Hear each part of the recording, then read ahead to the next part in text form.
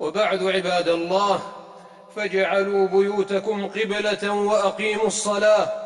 اجعلوا بيوتكم قبلة وأقيموا الصلاة، واغرسوا في دوركم رياض الجنة، واذكروا الله، وانشروا مصاحفكم، واتلوا كتاب الله.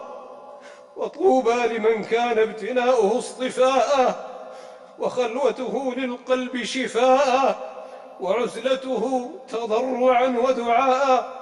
واعلموا أن النصر مع الصبر، وأن الفرج مع الكرب، وأن مع العسر يسرا. واستعينوا بالصبر والصلاة، إن الله مع الصابرين.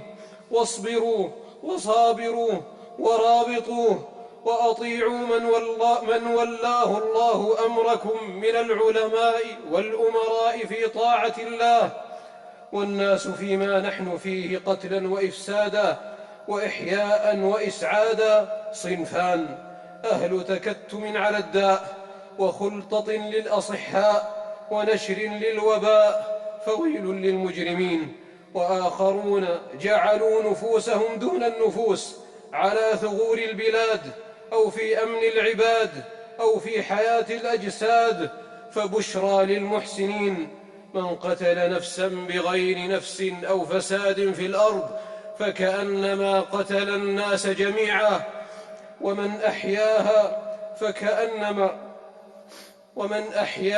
فكأنما أحيا الناس جميعا.